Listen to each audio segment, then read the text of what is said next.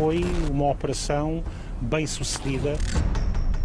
Permitiu interceptar um conjunto de elementos, quer de prevenção, quer de repressão à violência junto quer de ATMs, quer de veículos de transporte de valores.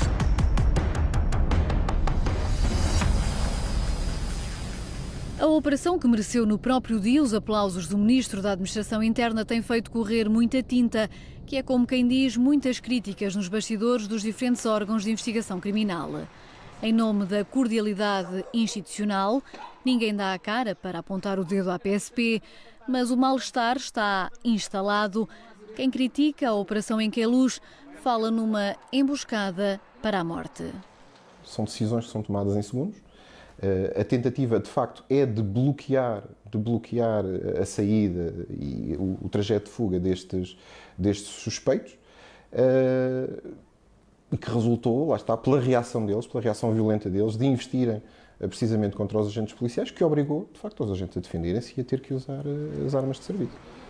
O grupo, que foi apanhado dentro deste mini roubado, tinha minutos antes assaltado à mão armada uma carrinha de valores em Carnide. A PSP estava a vigiar o gangue, mas não travou o assalto. Se a PSP tinha estas viaturas monitorizadas, sabia onde estavam, para onde iam, a que horas é que iam, como é que se justifica que não tenham conseguido travar este assalto à carrinha de valores? Os investigadores perceberam-se de facto que haveria movimentos por parte do grupo, mas não tinham a noção exata do que é que iria acontecer. Quando se dá o assalto, e os polícias se apercebem, os agentes envolvidos no processo se apercebem deste assalto, foi avaliada a possibilidade da intervenção logo no momento. O que foi, e como eu já disse há pouco, o que foi decidido foi não atuar naquele momento. Havia ali, era um local em que havia muito risco para terceiros, e foi decidido então atuar mais tarde. Foi decidido pelo comandante da operação evitar a perseguição pelo meio da cidade e esperar pela chegada dos suspeitos em Queluz. Nesta praceta estavam escondidos agentes do Grupo de Operações Especiais da PSP, uns fardados, outros à civil. Acreditavam que os 3 assaltantes que seguiam no Mini iriam trocar essa viatura por um BMW também roubado que aqui estava estacionado. O problema é que, à chegada a esta rua sem saída, o Mini estaciona, mas voltada para cima e com o motor sempre ligado. Os agentes estranham, apontam armas, os suspeitos fogem e começa o tiroteio. E o que resultou foi isso, eles reagiram daquela forma. Reagiram como? Reagiram avançando com a viatura contra os polícias. Contra o carro da polícia ou contra os próprios? A descrição que eu tenho inicialmente é contra os próprios polícias, porque há um momento em que os polícias saem da viatura, estão identificados, identificam-se como polícias e eles dão-lhes a ordem para parar e para sair da viatura, daquilo que eu percebi, e é nesse momento que eles arrancam com a viatura na direção dos polícias. A PSP garante que os agentes viram um dos passageiros com uma arma na mão. Uma segunda equipa do GOI entra em campo, no topo da rua, e com esta carrinha branca embate no Mini, que acaba por parar uns metros mais à frente. É provável que, por essa altura, o condutor, que acabaria por morrer, já estivesse baleado na nuca. Garantir que pessoas que se deslocam numa viatura em alta velocidade conseguem ser atingidas sem haver o risco de um ferimento mortal, que foi o que aconteceu, essa garantia nunca será de 100%. Numa operação planeada com o GOI, a força mais preparada para lidar com situações de violência declarada, a pergunta que se coloca é se teria ou não sido possível evitar a morte de um dos suspeitos.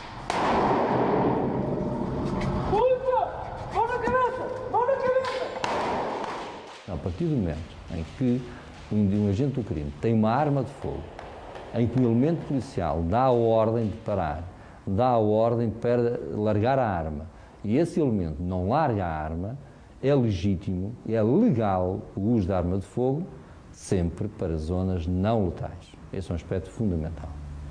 Agora, há uma coisa que é importante.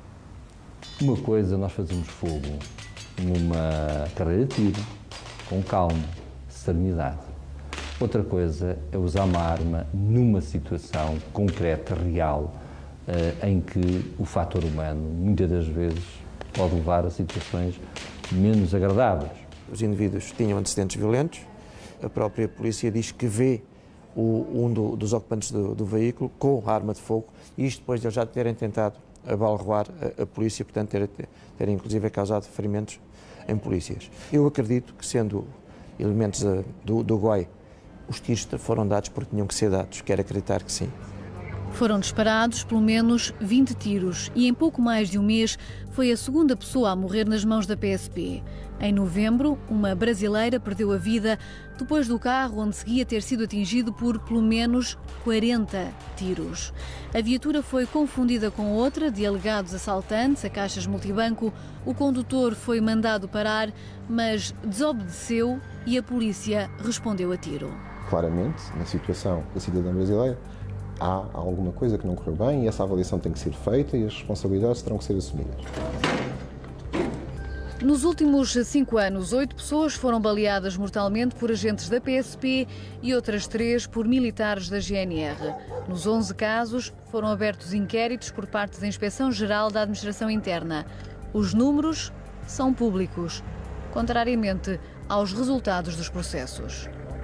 Os principais problemas no tratamento destes casos é o tempo que se demora até se saberem respostas e a falta de transparência. Nós sabemos que a IGAI, por exemplo, abre inquéritos, mas depois nós não sabemos o resto. E só muito mais tarde é que depois vimos a saber que foi arquivado ou que outra consequência é que teve. Relativamente a esta última situação em Queluz, eu volto a lembrar que estamos a falar de criminosos, estamos a falar de pessoas perigosas e estamos a falar de uma situação em que a intenção, e nunca é essa a primeira intenção da polícia, não é atingir o suspeito, é garantir que a viatura pare.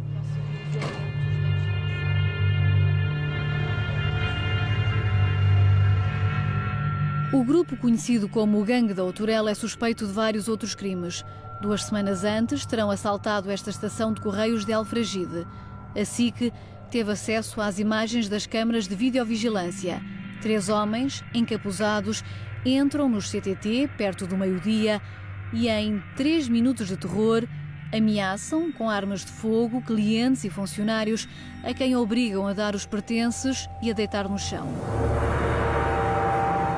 No assalto foi usado o mesmo Mini interceptado em Queluz. A viatura passou diante das câmaras 2 minutos antes do início do assalto, primeiro para um lado e depois para o outro. Em grande parte, foi a análise destas imagens que permitiu à PSP identificar o grupo e obter 3 mandados de detenção. A roupa utilizada, por exemplo, por este assaltante é a mesma deste homem que está a ser detido.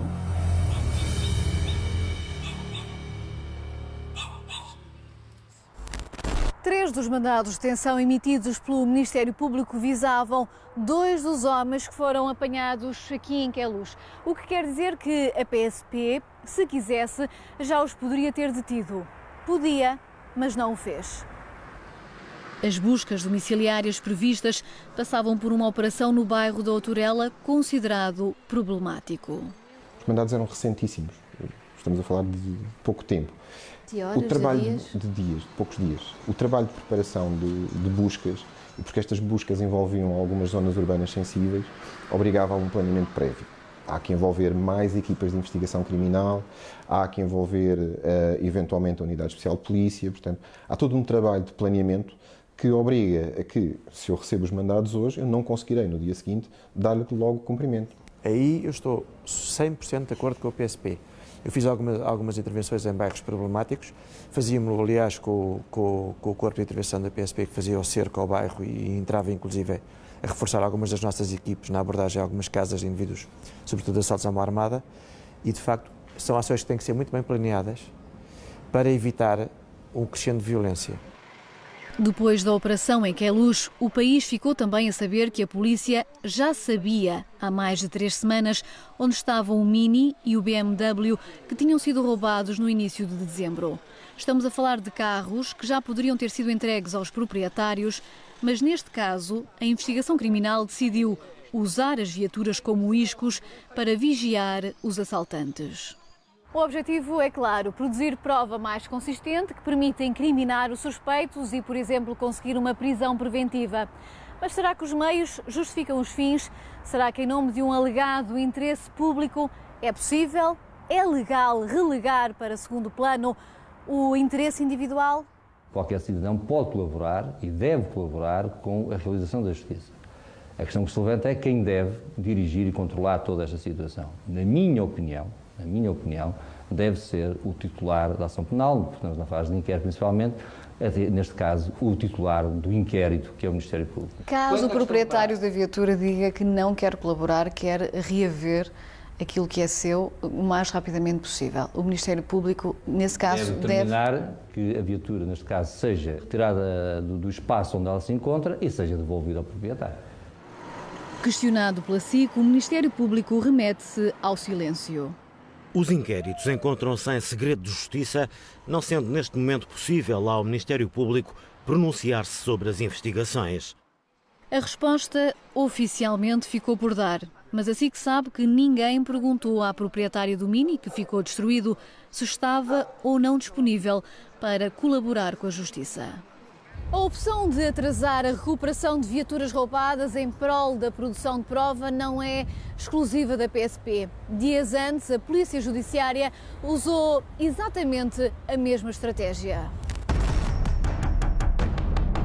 De facto, se trata de gente perigosa, gente que tem armas de desenvolvimento de uma arma de calibre de guerra.